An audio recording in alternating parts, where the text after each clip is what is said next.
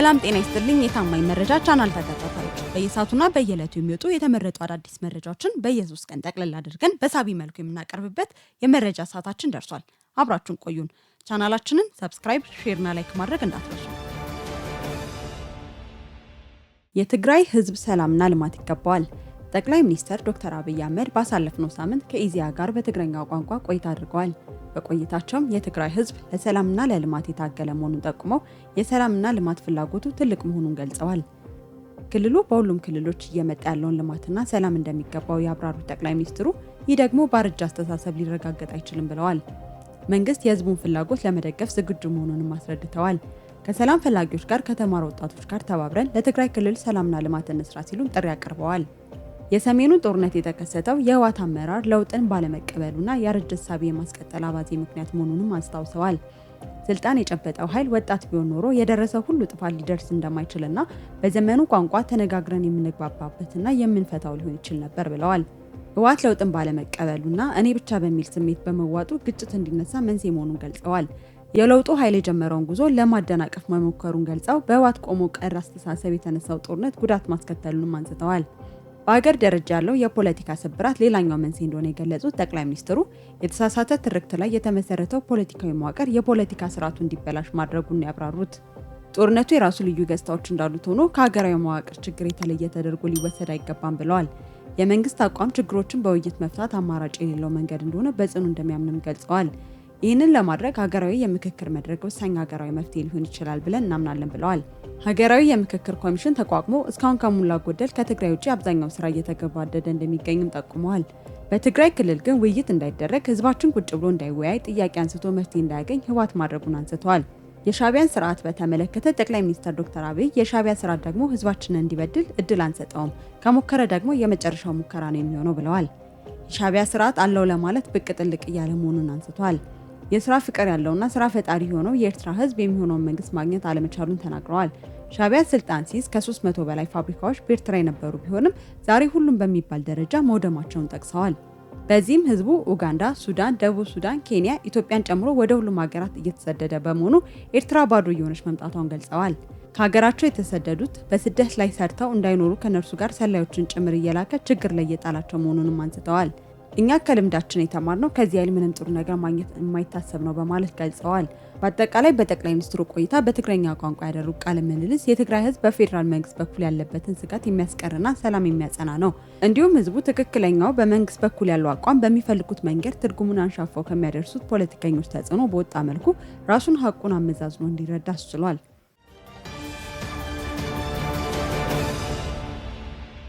ወደ ቀጣይ ዜና ተሸጋገርን። ህወሓት ለአክቲቪስቶች የሰጠው ትዕዛዝ። የፌዴራል መንግስት ለክልሉ ዘላቂ ሰላም፣ ልማትና የህዝቡ ሁለንተናዊ ተጠቃሚነት ያለው ጽኑ አቋም ለሁሉም ግልጽ ሆኗል። ህወሓት ወጣቱን ለዘመናት ተብትቦ ያቆየበት የተሳሳተ አመለካከት የተሰበረበትና በክልሉ ተራማጅ ወጣቶችን ለመፍጠር ትልቅ እድልና ተነሳሽነትን የፈጠረም ነው። በፕሪቶሪያው የሰላም ስምምነት መሰረትም መንግስት የባንክ፣ የኤሌክትሪክ ኃይልና ቴሌኮም የመሳሰሉ አገልግሎቶችን በፍጥነት እንዲመለሱ ማድረጉም እንዲታወቅ ሆኗል። የጠቅላይ ሚኒስትር ዶክተር አብይ ማብራሪያ ተከትሎ የትግራይ ህዝብ መንግስት ለክልሉ ልማትና እድገት፣ ሰላም፣ መረጋጋት ወሳኝ ስለመሆኑም ተረድቷል። ህዝቡ ሲያነሳው ለቆየው የሰላም የልማትና የእድገት ጥያቄ ምላሽ የሚሰጥ ሆኖ አግኝቶታል። በኤርትራ በኩል የጽንፈኛው የሻዕቢያ ቡድን ሴራን መረዳትም ችሏል። ይህም በትግራይ ህዝብና በቀድሞ ህወሓት ቡድን መካከል ሰፊ ልዩነትን ፈጥሯል። የትግራይ ህዝብ የጠቅላዩን ቃለ ምልልስ በጽሞናና በትኩረት ተከታትሎ እስካሁንም በህወሓት ሴራ ተጠልፎ በጦርነት አዙሪት ውስጥ መክረሙን በመረዳቱ በህወሓት ላይ ቅሬታ ማንሳት ጀምሯል።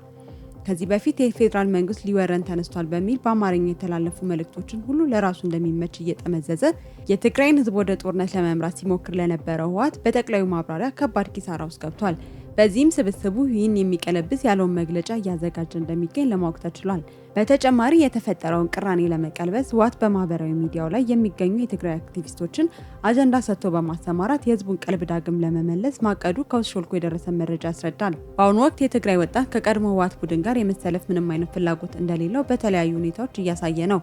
ወጣቱ ለአሮጌ አስተሳሰብ ራሱን አሳልፎ መስጠት እንደማይፈልግ በግልጽ ማሳየቱን ሊቀጥል ይገባል።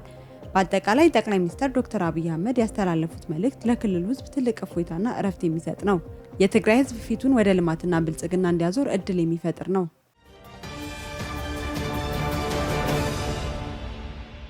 ወደ ቀጣይ ዜና ተሸጋገርን። ስምረት ፓርቲ ያጋለጠው የህወሓት ወንጀል። የትግራይ ዲሞክራሲያዊ ስምረት ፓርቲ ባወጣው አስቸኳይ መግለጫ ህወሓት ለጦርነት ማራዘሚያ የሚውል የተፈጥሮ ሀብትን በመዝረፍ የገጠርና የከተማ ሰፋፊ መሬቶችን ያላግባብ በመሸጥ ላይ እንደሚገኝ አሳውቋል። ፓርቲው ህወሓት ለጦርነት ዝግጅት ገቢ ማሰባሰቢያ ሲል ከዚህ ቀደም መሬት በመሸጥ የተለያዩ ማዕድናትን በህገወጥ መልኩ ማውጣት ላይ እንደነበር አስታውሷል። አሁንም በተመሳሳይ ወንጀል በትግራይ ያሉ ታሪካዊ ቅርሶችን፣ የህዝብን ንብረቶች እንደ ኤፍኤም መቀሌ፣ መነን ሆቴል፣ ሜጋ ህትመትና ሌሎች የተለያዩ ንብረቶችን ለግል አጋሮች በድብቅ በጨረታ በመሸጥ ላይ እንደሆነ ገልጿል። መንግስት የህዝብ ሀብት የሆኑ ቋሚ ንብረቶችን ከማስተዳደር ባለፈ ወደ ሶስተኛ ወገን ማስተላለፍ እንደማይችል በአዋጅ የተከለከለ መሆኑን ያሳሰበው ስምረት ይህንን ህግ በመጣስ የሚፈጸም ማንኛውም ድርጊት ተጠያቂነት እንደሚያስከትልና ለጦርነት ተባባሪ እንደመሆን እንደሚቆጠር ፓርቲው አስጠንቅቋል።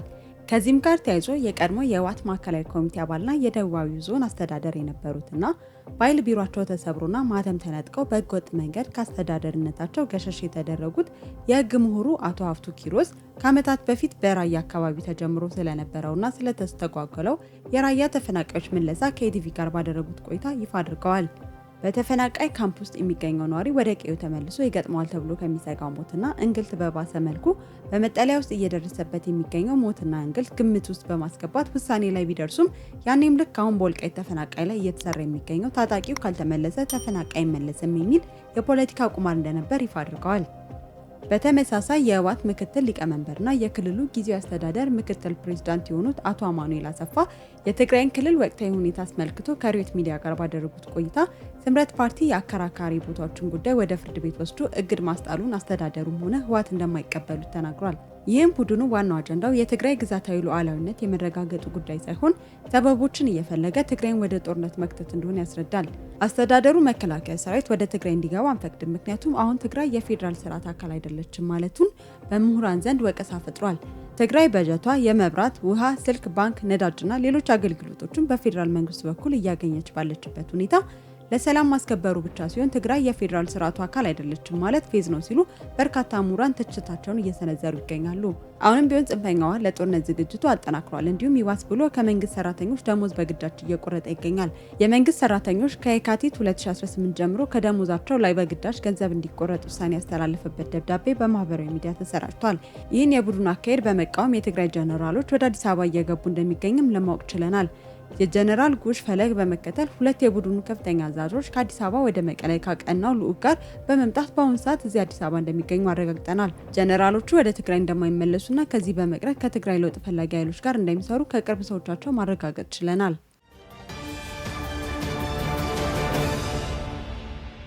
ወደ ቀጣይ ዜና ተሸጋገርን። የኢትዮጵያ የባህር በር ጥያቄ ታሪካዊ ስህተትን የማረም ጉዞ ነው። ኢትዮጵያን ያለ ባህር በር ዘግቶ መኖር የማይቻልና መቀጠል የሌለበት የህልውና ጉዳይ ነው። ለዘመናት በሴራና በስህተት የታሰረው የኢትዮጵያ የባህር በር ፍላጎት ዛሬ አዲስ መልክ ይዞ ብቅ ብሏል። ተከርኖ የበሰለው ጉዳይ ዛሬ ላይ የታሪክ ስህተትን የሚያርመው በህጋዊና በሰጥቶ መቀበል ዲፕሎማሲ በጋለ መልኩ ወጥቷል። የቀድሞ የባህር ኃይል አባል የሆኑት ሲኒየር ቺፍ ተፈሪ መኮንን የኢትዮጵያን የባህር በር ባለቤትነት ተፈጥሮና ጂኦግራፊ እንደሚደግፈው የተገነዘበው ይህ ትውልድ ጉዳዩን ታሪክ የሚመሰክርለት ስለመሆኑ ሊረዳ ይገባል ብሏል። የባህር በር ባለቤት የነበረችው ኢትዮጵያ በቀይ ባህር ላይ መርከቦች እንደነበሯት፣ የውጭና ገቢ ንግዷም ተሳልጦበት እንደነበር ተናግረዋል። ከዚህም ባለፈ የአካባቢው ደህንነት እንዲጠበቅ ያላሰለሰ ሚና እንደነበራት አስታውሰዋል። የባህር በር ከንግድና የምጣኔ ሀብት ፋይዳ ባሻገር ዓለም አቀፋዊ ትስስር፣ የጋራ ተጠቃሚነት፣ የሰላምና ጸጥታ ጉዳዮችን፣ ሌሎች ጥቅሞችን ማረጋገጥ የሚቻልበት ወሳኝ መሰረተ ልማት መሆኑ ሊታወቅ ይገባል። በአፍሪካ ሁለተኛውን የህዝብ ቁጥር የያዘችው ኢትዮጵያ ከባህር የቅርብ ሩቅ አድርጎ መዝለቅ የማይቻልና የህልውና ጉዳይ ሆኗል።